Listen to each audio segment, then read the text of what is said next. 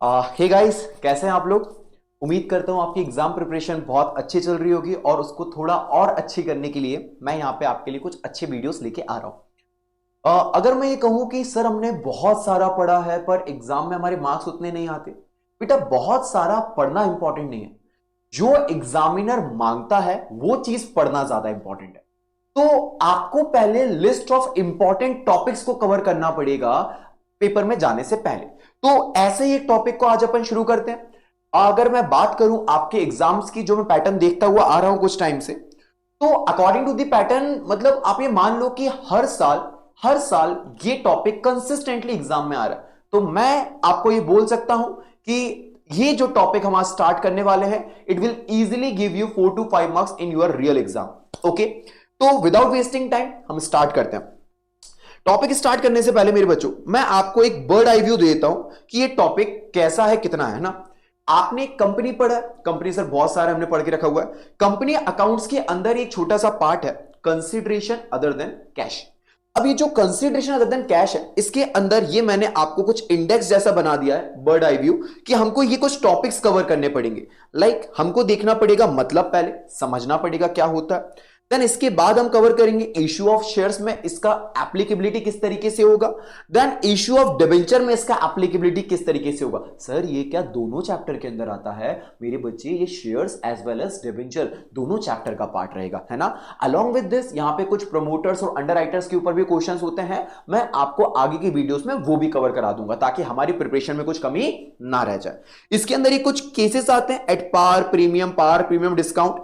जिसने शेयर्स और डिबेंचर थोड़ा पढ़ा होगा वो समझ पा रहे होंगे, अदरवाइज कोई बात नहीं, आप समझ जाओगे। और उसके अंदर दो फर्दर केसेस फिर से आते हैं, purchase of assets and purchase of business. तो आप ये नोट करके एक इंडेक्स बना लीजिएगा, अभी ज्यादा दिमाग मत लगाइएगा। अपन इसको समझते हैं एंड देन मैं आपके साथ वापस से डिस्कशन पे लेकर आता हूं चीजों को। ओके, चलिए। तो मेरे बच्चों, सबसे पहले अगर मैं बात करूं कि भाई साहब कंसीडरेशन अदर देन कैश का मतलब क्या होता है, मीनिंग, राइटिंग पे मत जाइएगा, बहुत ही घटिया है ना। Meaning, consideration other than cash का मतलब क्या होता है। तो बोला गया मेरे बच्चों, कंसीडरेशन का मतलब होता है समथिंग इन रिटर्न, बदले में कुछ मिलना। अगर आप किसी को बदले में कैश के अलावा कुछ और तरीके से पेमेंट करते हो तो उसको बोला जाता है consideration in a form which is other than cash. Cash के अलावा किसी और फॉर्म में पेमेंट करना। सर आप क्या बोल रहे हो, समझने की कोशिश करते हैं। मुझे बताओ, मान लो आप एक शॉप पे गए, आपने शॉप पे जाके मोबाइल खरीदा, ठीक है, ये आपने मोबाइल परचेज करा। अब अगर आपने मोबाइल परचेज करा तो बदले में आपने क्या करा होगा बच्चे, यहां पे पेमेंट करा होगा। आपने पैसा निकाला जेब से और सामने वाले को पैसा दे दिया। मुझे बताओ, क्या आपने मोबाइल के बदले में, उसके एक्सचेंज में, उसके रिटर्न में कुछ पे करा कि नहीं करा? हाँ सर, हमने पेमेंट तो करा है। अब आपने जो ये पेमेंट करा, क्या आपने ये पेमेंट कैश के फॉर्म में करा है? हाँ सर, हमने तो ये पेमेंट कैश के फॉर्म में करा गया। तो मेरे बच्चों, इसको बोला जाएगा consideration paid by one party to the another party in a form of cash. आपने कंसीडरेशन पे करा, एक पार्टी ने दूसरी पार्टी को कैश के फॉर्म में। अब समझना, वहीं पर अगर मैं क्या करता कि मैंने बोला कि सर मुझे मोबाइल दे दो, सामने वाले ने मोबाइल दे दिया, मैंने बदले में क्या करा कि उनको उतारी घड़ी और मैंने बोला कि ये घड़ी बहुत पुरानी घड़ी है, बहुत अच्छी घड़ी है, आप ये घड़ी रख लो। मुझे बताओ, क्या मैंने मोबाइल लिया और बदले में क्या दिया? घड़ी। मुझे बताओ, क्या मैंने इस केस में कहीं पर भी सामने वाले को पेमेंट करी है क्या? नहीं भैया, पेमेंट तो नहीं करी है। तो मेरे बच्चों, आपने जो पेमेंट कैश के फॉर्म में ना करते हुए किसी और फॉर्म में करा है, इस चीज को बोला जाता है consideration paid by one party to the another party in a form which is other than cash. मतलब आपने कैश के अलावा किसी और फॉर्म में क्या कर दिया, सामने वाले को पेमेंट कर दिया, और इसी को बोला जाता है बेटा कंसीडरेशन अदर देन कैश। अगर आप कैश में पेमेंट करते हो तो consideration in a form of cash, और कैश के अलावा किसी भी फॉर्म में पेमेंट करते हो तो कंसीडरेशन अदर देन कैश। अरे अरे वो होता था ना बचपन में क्या करती थी, आपको याद हो बचपन में, क्या हमेशा भी चलता ही है, आपके घर के बाहर है ना वो एक वो आंटी आती हैं, मतलब वो आंटी यूटेंसिल्स होते हैं, बर्तन वगैरह वो लेकर आती हैं। तो वो बर्तन वगैरह जो होते हैं मेरे बच्चों, तो बर्तन वगैरह वो लेके आती हैं। आपकी मम्मी क्या करती हैं, घर पे से कुछ कपड़े वगैरह होते हैं पुराने, वो कपड़े निकाल लेती हैं और जाकर वो कपड़े उन आंटी को दे देती हैं। अब मम्मी ने क्या करा, एक हाथ से कपड़े दिए, बदले में आंटी क्या देंगी, वो आंटी जो बर्तन वाली है मम्मी को कुछ बर्तन दे देती थी, ये वाला बर्तन ले लो, वो वाला बर्तन ले लो, हाँ इस तरीके से बर्तन लेती थी। तो एक हाथ से आप कपड़े दे रहे हो, दूसरे हाथ से आप बर्तन ले रहे हो। मुझे बताओ ये जो आपने कपड़े बेचे या ये जो आपने बर्तन खरीदे, क्या इसमें आपको कहीं पर भी कैश का यूज करना पड़ा? नहीं। आप अपनी मम्मी के पॉइंट ऑफ व्यू सोचना, मम्मी ने क्या करा, कपड़े दिए, बदले में क्या लिया, बर्तन। बताओ कपड़े बेचने के बदले मम्मी को कहीं भी पैसा मिला क्या? नहीं। इट मींस कि जो दूसरी पार्टी है उसने कंसिडरेशन आपकी मम्मी को पे करा in a form which is other than cash, in a form of बर्तन, in a form of utensils. Okay, अगर यहां पे आप उन आंटी के पॉइंट ऑफ व्यू सोचो तो उन आंटी के पॉइंट ऑफ व्यू सोचना जो सामने बर्तन यूटेंसिल सेल करने आई थी, उन्होंने अपनी यूटेंसिल सेल कर दी, बर्तन सेल कर दिए, और यहां से आपने क्या दिया उनको, कपड़े दे दिए। क्या दे दिए बेटा, कपड़े दे दिए। अब यहां से अगर आपने उनको कपड़े दे दिए मेरे बच्चों, उन आंटी के पॉइंट ऑफ व्यू सोचना, उनने आपको यूटेंसिल्स भेज दिए और उनको बदले में क्या मिले, कपड़े मिले। क्या उनको कैश मिला? नहीं। तो उनको जो कंसिडरेशन रिसीव हुआ, समथिंग इन रिटर्न जो मिला उनको, क्या वो कैश के फॉर्म में मिला? नहीं। तो इसको बोला जाता है कंसिडरेशन अदर देन कैश। आप कोई भी पेमेंट करते हो in a mode which is other than cash, उसको बोल दिया जाता है कंसिडरेशन अदर देन कैश। क्या मेरी बात समझ रहे हैं? आई होप ये बात आपको क्लियर रही होगी।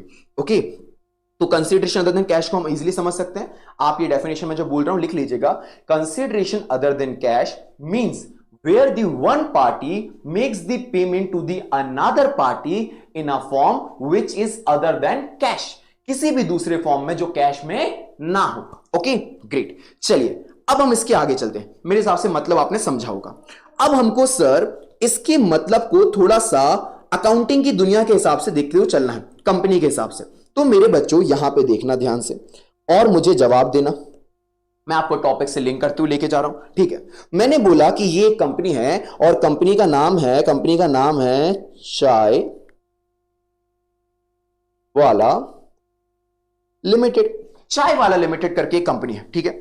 अब ये जो चाय वाला लिमिटेड है ये बहुत बड़ी कंपनी बनना चाहते हैं। तो इनने क्या करा, ये लोग एक दुकान पे गए, ये दिख रही है आपको शॉप, ये लोग एक शॉप पे गए। इनने इस शॉप से जाके क्या करा मेरे बच्चों, अपनी कंपनी को ऑनलाइन बिजनेस करने के लिए कंप्यूटर वगैरह खरीदा। क्या खरीदा बेटा, कंप्यूटर वगैरह खरीदा। कंप्यूटर वगैरह परचेस करा, बिल्कुल सर परचेस करा। अब मुझे बताओ कंप्यूटर परचेस करा तो क्या बदले में इनको पेमेंट करी होगी कि नहीं करी होगी? बिल्कुल करी। मेरे बच्चों इन्होंने जो इन कंपनी को, इस शॉप वाले को पेमेंट करी, वो पेमेंट करी इन फॉर्म ऑफ कैश। किस फॉर्म में कैश पेमेंट करी? कैश के फॉर्म में। तो बेटा इस चीज को क्या बोला जाएगा, consideration paid by one party, मतलब Chai Wala limited, to the another party in form of cash. Consideration pay करा है, पैसा दिया है और सामने वाले को in form of cash, payment करी in form of cash. Okay, अब देखना यहां पे ध्यान से, अगर मैं बात करूं यही चाय वाला लिमिटेड करके कंपनी है। अब इनने क्या करा कि दूसरी शॉप पे गए, दूसरी शॉप पे, ये रही शॉप नंबर 2, शॉप नंबर 2। ये जो शॉप पे गए दूसरी वाली, इस शॉप पे जाके इनने बोला कि हमको भाई साहब, हमको है ना कंप्यूटर के बाद अब लैपटॉप चाहिए। क्या चाहिए? लैपटॉप। अब इन लोगों ने इनसे क्या खरीद लिया भैया? लैपटॉप खरीद लिया। अब सामने वाले ने बोला लाओ पैसा दो। इन्होंने बोला चाय वाला लिमिटेड ने कि भैया एक काम करो, आप हमसे पैसे मत लो, आप एक काम करो, पैसे की जगह हमारे कुछ शेयर्स रख लो। क्या रख लो बेटा? हमारे कुछ शेयर्स रख लो। फॉर सपोज लैपटॉप का मान लेते हैं 40,000 का, तो इनने बोला कि हमारे 40,000 रुपीज के शेयर्स रख लो। 40,000 रुपए क्या रख लो बेटा? शेयर्स रख लो। मुझे बताओ क्या ये चाय वाला लिमिटेड ने इस शॉप नंबर 2 को पेमेंट करी कि नहीं करी? सर पेमेंट तो करी, पर बताओ क्या वो पेमेंट कैश के फॉर्म में करी गई? नहीं सर, वो पेमेंट अदर देन कैश के फॉर्म में करी गई। तो इसी को बोला जाएगा consideration paid by a company to the another company और another person in a form which is other than cash. क्या मेरी बात क्लियर है? क्या आप कंसिडरेशन अदर देन कैश का मतलब एकदम क्लियरली समझ पाए हैं? मैं उम्मीद करता हूं समझ गए होंगे, है ना। ये हमारा कंसिडरेशन अदर देन कैश का एग्जांपल रहने वाला है। मैं उम्मीद करता हूं आप इसको समझ गए होंगे। ओके, अब सर हमको क्या करना है? मेरे बच्चों इधर ध्यान से देखना। अब हमको क्या करना है इस टॉपिक के अंदर? हमको इस टॉपिक के अंदर सीखना है इस चीज की अकाउंटिंग। क्या सीखना है बेटा? अकाउंटिंग। आप देखना कि इसकी अकाउंटिंग किस तरीके से करी जाती है कंसिडरेशन अदर देन कैश की, ठीक है। मैं कुछ एग्जांपल्स लेके चलता हूं एंड देन हम उसकी अकाउंटिंग करने की कोशिश करेंगे, ठीक है।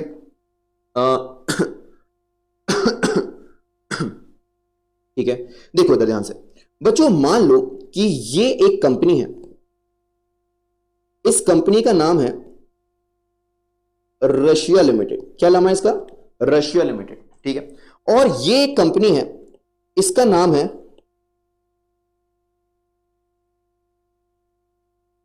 India limited. क्या नाम है इसका? India limited. अब इंडिया और रशिया के बीच में बिजनेस टर्म्स अच्छे हैं, इंडिया उनसे बहुत सारे वेपन्स खरीदता रहता है, तो मान लेते हैं इंडिया लिमिटेड रशिया लिमिटेड करके कंपनी है। इंडिया लिमिटेड कंपनी ने क्या करा, रशिया लिमिटेड कंपनी से खरीदे कुछ वेपन्स। क्या खरीदे? कुछ वेपन्स। मान लेते हैं कुछ फाइटर जेट खरीदे। आपको पता है ऐसे कुछ फाइटर जेट्स, ये फाइटर जेट्स हो गए, ये कुछ फाइटर जेट खरीदे, ऐसे कुछ फाइटर जेट खरीदे, ऐसे कुछ वेपन्स खरीदे, ठीक है। अब क्या हुआ, इंडिया लिमिटेड ने बोला कि हम रशिया लिमिटेड को पेमेंट कर देंगे not in a form of cash, इसके बदले में हम उनको क्या इश्यू कर देंगे, कैश के अलावा शेयर्स। क्या कर देंगे? शेयर्स।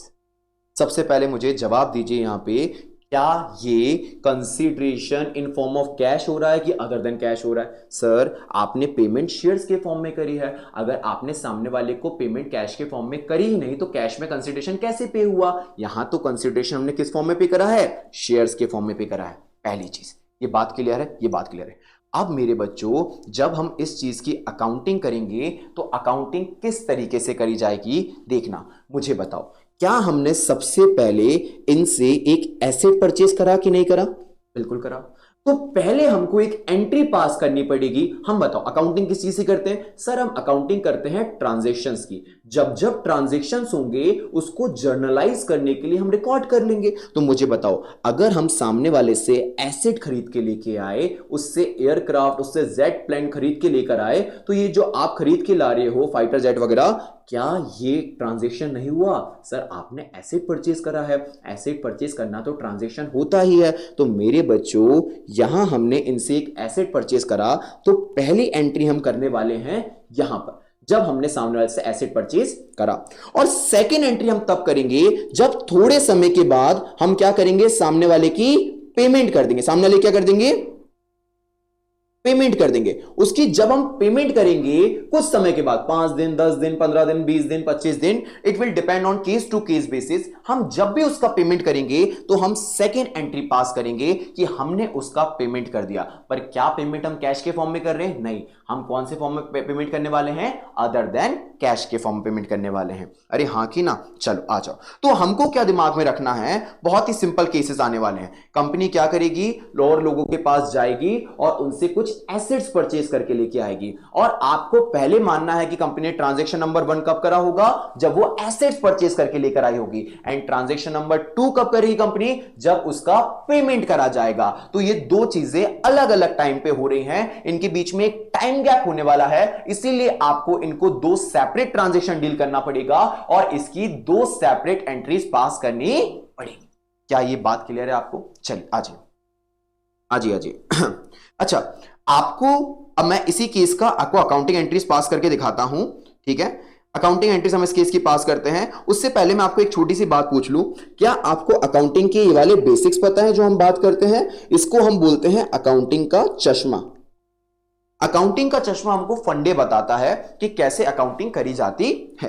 तो इसके अंदर ये बोल के रखा है मेरे बच्चों, एसेट्स एंड एक्सपेंसेस जो होते हैं उसकी अकाउंटिंग का तरीका सेम रखा गया है। And liability, income and capital, जिसको हम प्यार से बोलते हैं LIC, उसकी अकाउंटिंग का तरीका अलग रखा गया है। एसेट्स एंड एक्सपेंसेस को बोला गया कि जब भी इनमें ग्रोथ होती है, इंक्रीज होती है, जब भी ये बढ़ते हैं, तो हम इसको हमेशा डेबिट साइड पे रिकॉर्ड करते हैं। कौन साइड पे रिकॉर्ड करते हैं बेटा? डेबिट साइड पे। और जब भी ये कम होते हैं तो हम इसको कहां रिकॉर्ड करते हैं मेरे बच्चे? क्रेडिट साइड पे। क्लास में मैंने इस चीज का लॉजिक बताया, बट अभी हम एग्जाम टाइम के हिसाब से पढ़ रहे हैं तो अभी उसमें नहीं पढ़ते हैं। मैंने बोला एसेट्स बढ़ा तो डेबिट साइड पे, एंड एसेट्स एंड एक्सपेंसेस बढ़ा तो डेबिट साइड पे रिकॉर्ड कर देंगे, एंड एसेट्स एंड एक्सपेंसेस कम हुआ तो हम उसको कहां रिकॉर्ड कर देंगे? क्रेडिट साइड पे। ओके, इधर देखो, LIC मतलब लाइबिलिटी, इनकम एंड कैपिटल। अगर लाइबिलिटी, इनकम एंड कैपिटल बढ़ते हैं तो इनके रूल्स जस्ट इसके अपोजिट होते हैं। तो यहां बढ़ा था तो डेबिट हुआ था, तो यहां बढ़ा है तो क्या कर देंगे? क्रेडिट। और यहां जब कम होगा तो उसको क्या कर देंगे बेटा? डेबिट कर देंगे। क्या कर देंगे बेटा? डेबिट कर देंगे। तो ये कुछ रूल्स हैं जिसको हम फॉलो करेंगे। मैं उम्मीद करता हूं एग्जाम टाइम पे है, हमने इनको पढ़ के रखा होगा। नहीं पढ़ा तो अभी आप इतने को नोट करके रख लो, इस रूल्स के हिसाब से, फंडे के हिसाब से एंट्रीज पास करना। और मैं कोशिश करूंगा कि आपको कोई वीडियो दे दूं या आप कमेंट में लिख देना, ताकि मैं आपको ये रूल्स भी सिखा दूंगा, इनके लॉजिक्स भी बता दूंगा। ओके, चलिए आ जाइए। तो मैंने ये बोला भैया एसेट्स एंड एक्सपेंसेस बढ़ता है तो हम डेबिट साइड पे रिकॉर्ड करते हैं। चलिए आ जाइए आ जाइए आ जाइए। अब देखिए हम इसकी क्या आसान तरीके से एंट्री पास करेंगे। आपको एंट्री पास करनी है इंडिया लिमिटेड के पॉइंट ऑफ व्यू से, ठीक है? तो मैंने यहां पे लिख दिया in the books of India limited, in the books of India limited. India limited की बुक्स में हम इस एंट्री को पास करके देखते हैं, ठीक है? अब देखना, जब आप इंडिया लिमिटेड की बुक्स में एंट्री को पास कर रहे हैं, मुझे बताइए ट्रांजैक्शन नंबर 1 कब हुआ था? आप इधर देखिएगा, हम रशिया लिमिटेड, हमारी इंडिया लिमिटेड कंपनी होगी, ये रशिया लिमिटेड होगी। हम इनसे फाइटर जेट प्लेन कब खरीद के लेकर आए थे? ये हम मान लेते हैं ये हम खरीद के लेके आए थे, डेट लिख देता हूं मैं, 1 जनवरी 2022 को। इस तारीख को हम खरीद के लाए थे, 1 जनवरी 2022 को, ठीक है? आप 23 भी ले सकते हो, है ना? वो निकल नहीं रहा ना, नया साल जस्ट अभी अभी आया तो 23 बोलने की अभी आदत नहीं पड़ी ढंग से, ठीक है? 1 जनवरी 2022 को हम इनसे खरीद के लाए थे, मान लेते हैं, तो ठीक है। अब हम जब इनसे फाइटर जेट प्लेन खरीद के लेके आए 1 जनवरी 2022 को, और हमने उसकी पेमेंट जो करी थी, मान लेते हैं हमने पेमेंट करी थी इसकी 1 मार्च 2022 को, ठीक है? तो पहली एंट्री, पहला ट्रांजैक्शन कब हुआ? जब हम एसेट्स को परचेस करके लेके आए। तो हमने यहां पे डेट डालेंगे 1 जनवरी 2022, सबसे पहले डेट डाली।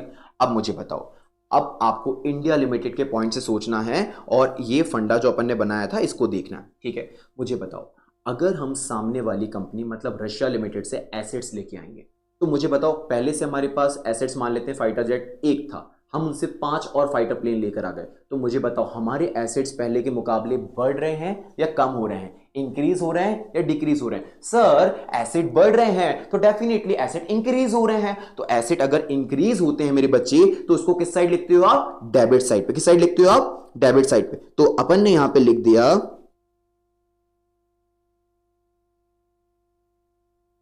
फाइटर प्लेन अकाउंट डेबिट, ये लिख दिया फाइटर प्लेन अकाउंट डेबिट, ठीक है? फॉर सपोज 5 प्लेन थे, हमने लिख दिया 5 करोड़ रुपीस। कितने गए?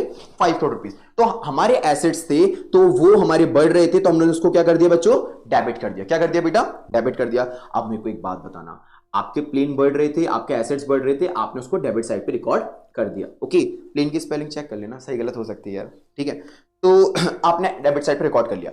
अब मुझे बताओ, हमने सामने वाले को क्या अभी पैसा दे दिया है? और सर 1 जनवरी को तो हम एसेट्स खरीद के लाए थे, हमने पैसा अभी नहीं दिया। पैसा हम कब देने वाले? पैसा हम देने वाले 1 मार्च को। तो मुझे बताओ भाई, जब आप 1 मार्च को पैसा देने वाले हो, तो जब तक आप उसका पैसा चुका नहीं देते, तब तक इंडिया के सर पे एक टेंशन लगी रहेगी कि नहीं लगी रहेगी? सर लगी रहेगी। कैसी टेंशन? कैसा टेंशन आपको? सर हमको ये टेंशन लगा रहेगा कि हमको सामने वाले का पैसा चुकाना है, हमारे ऊपर एक बर्डन रहेगा, एक ऑब्लिगेशन रहेगा। और इसी को क्या बोला जाता है बच्चे? इसको बोला जाता है लायबिलिटी। क्या बोला जाता है? लायबिलिटी। तो अगर हमने सामने वाले का अभी उधार रखा हुआ है, पैसा पेमेंट नहीं करा, तो हमारे सर पे एक बर्डन आ गया ना? आ गया सर। तो हमारी क्या बताओ, एक तरफ एसेट लिया आपने तो एसेट बढ़ा तो डेबिट कर दिया, दूसरी तरफ आपने पेमेंट नहीं करी तो इसीलिए क्या हुआ? लायबिलिटी भी आपके सर पे आ गई। और लायबिलिटी बढ़ती है तो मेरे बच्चों क्या रूल लिखा था अपन ने? जस्ट अपोजिट क्या कर दिया जाएगा? क्रेडिट। क्या कर दिया जाएगा? क्रेडिट। तो मैंने यहां पे लिख दिया टू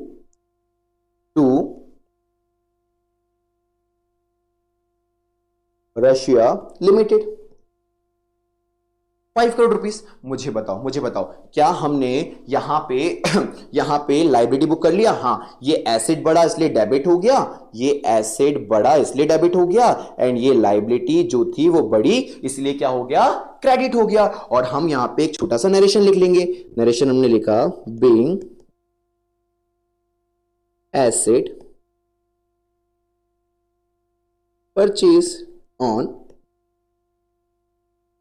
क्रेडिट। सर आप क्रेडिट के लिए कितने श्योर क्यों हो? मेरे बच्चों, अगर ये क्रेडिट नहीं होता, कैश पेमेंट होता, तो आपको 2 एंट्री करने की जरूरत ही नहीं पड़ती। आप 2 एंट्री इसीलिए करते हो क्योंकि बीच में टाइम गैप आता है, तो हमेशा ये क्रेडिट पर ही परचेज होता है। तो being asset purchase on credit, ठीक है, डन, ओके डन।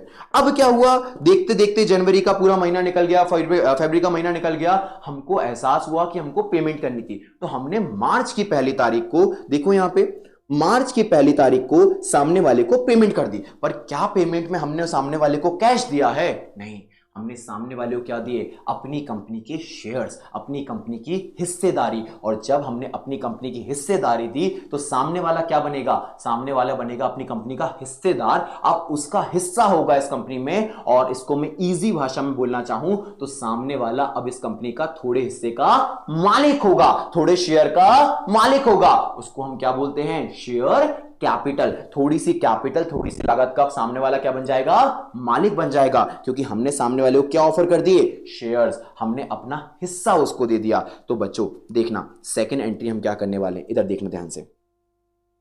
1 मार्च 2022, मुझे बताओ, हमारे सर पर एक ऑब्लिगेशन थी कि सामने वाले को पैसा चुकाना है। अब बताओ क्या वो ऑब्लिगेशन धीरे धीरे हट रही है? क्योंकि हम सामने वाले का पेमेंट करने वाले हैं। तो बताओ क्या ऑब्लिगेशन हट जाएगी? हट जाएगी सर। अगर लायबिलिटी, एक ऑब्लिगेशन है, अगर वो हट जाएगी, कम हो जाएगी, तो लायबिलिटी बढ़ती थी तो क्रेडिट होता था, लायबिलिटी कम हो रही है तो क्या हो जाएगा? डेबिट। तो सबसे पहले हमने यहां पे जो नाम लिखा था रशिया लिमिटेड, ये जो कर्जा था, लायबिलिटी बढ़ी थी, सबसे पहले लायबिलिटी को खत्म कर देंगे। तो सेकेंड एंट्री क्या पास करेंगे हम? Russia limited account debit. Amount लिख दिया मैंने 5 CR। Okay done. इतने का लायबिलिटी हमने उतार दिया। बदले में सामने वाले को क्या दे दिया? बदले में हमने सामने वाले को दे दिए शेयर्स। और अगर हमने सामने वाले को शेयर्स दे दिए तो मुझे बताओ क्या उनके पास हिस्सा आ गया? आ गया। अब अगर उनके पास हिस्सा आ गया तो वो हमारी कंपनी के क्या बन जाएंगे बेटा? मालिक। तो अब बच्चों अगर कोई मालिक बन जाता है तो उसको अपन क्या बोलते हैं? कैपिटल। क्या बोलते हैं बेटा? कैपिटल। और कैपिटल बढ़ती है तो क्या होता है मेरे बच्चों? क्रेडिट होता है। क्या होता है बेटा? क्रेडिट होता है। इधर देखो LIC, C stand for capital. और जब भी कैपिटल इंक्रीज होता है तो क्या होता है बेटा? क्रेडिट होता है। तो हम यहां पे लिख देंगे to share capital account. Amount डाल देंगे 5 CR। अरे हां कि ना? अरे समझा कि नहीं समझा? इजी। तो ये हो गई। तो हमने फिर यहां पे लिखा बीइंग लायबिलिटी डिस्चार्ज। हमने लायबिलिटी खत्म कर दी, है ना? Being liability discharge. अरे हां कि ना? तो आपने क्या करा? आपके 2 ट्रांजैक्शन हुए थे, तो 2 ट्रांजैक्शन को रिकॉर्ड करने के लिए मुझे बताओ आपको कितनी एंट्री पास करनी पड़ी? सर हमको 2 एंट्री पास करनी पड़ी। एक एंट्री हमने पास करी 1 जनवरी 2022 को, और दूसरी एंट्री कब पास करी? 1 मार्च 2022 को। क्या ये बात पूरी पूरी समझ में आई? क्या लॉजिकली एंट्री समझ में आई आपको कि आपने किस तरीके से एंट्री पास करी, क्यों 2 एंट्री पास करी? सब कुछ बात एकदम क्लियर हो गई। बेहतर बेहतर बेहतर। हम एक काम